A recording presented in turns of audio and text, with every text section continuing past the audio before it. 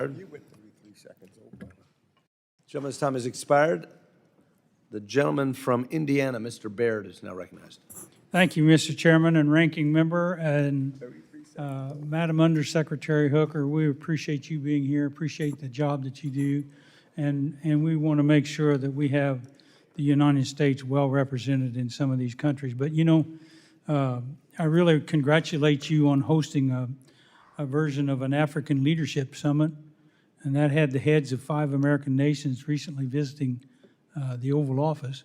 And those countries included Gabon, Guinea, Bissau, Liberia, Mauritania, and Senegal. And they focused on trade and investment opportunities. So I'm interested in what your takeaway was from that meeting. Thank you, Congressman, for that question. We were very proud of this meeting taking place, and I think that it just demonstrates the commitment to the African continent that President Trump has himself and that the administration has.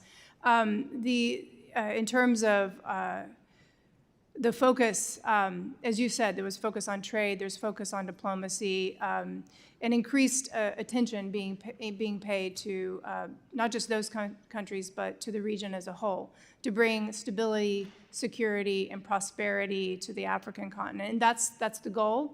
And this meeting is just one step in the direction of that goal. So did you find them receptive to the positions you were taking? Because I'm concerned about, you know, our adversaries like China moving into some of these countries, and so. Thank you, sir, for that question. As I said earlier, what we've done with the reorganization is aimed at making sure each of the bureaus and our ambassadors in the region have everything they need to engage in diplomacy, in commercial diplomacy in the region. And to your specific question, every diplomatic engagement builds on the other. So we will continue to build, and we continue to emphasize the messages that were delivered during those meetings. And I expect there to be great results from that. So can you add on to what the Bureau is doing to reshape and ensure that the U.S. remains the #1 preferred trading partner in Africa? You know, I'm interested in agriculture and have been involved in agriculture all my life, and the commodities that we produce here are second to none. So we've got that quality, and we also have the logistic capability to get that anywhere in the world. So I would just be interested in your thoughts about how America stands in these countries that we mentioned as trading partners. Yes, sir. Well, as you are, I'm sure, very well aware, President Trump is extraordinarily focused on trade, not just for our diplomatic engagements, but for the benefit of the American voter and taxpayer. So trade will be part of any conversation that we have in our individual relationships in Africa and everywhere else around the world as well.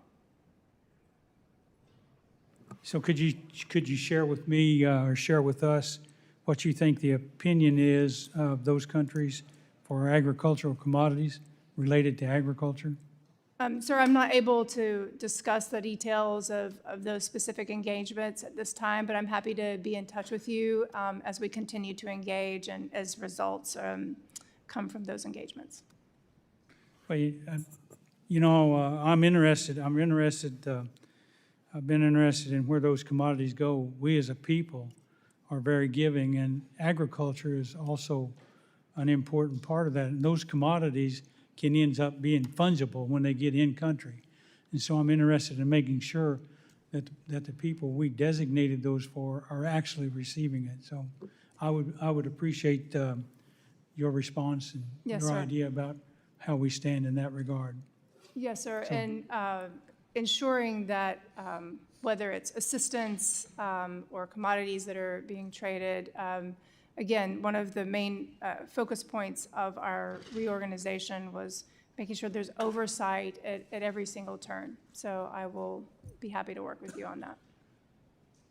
Thank you. Appreciate your response, and my time's up. I yield back.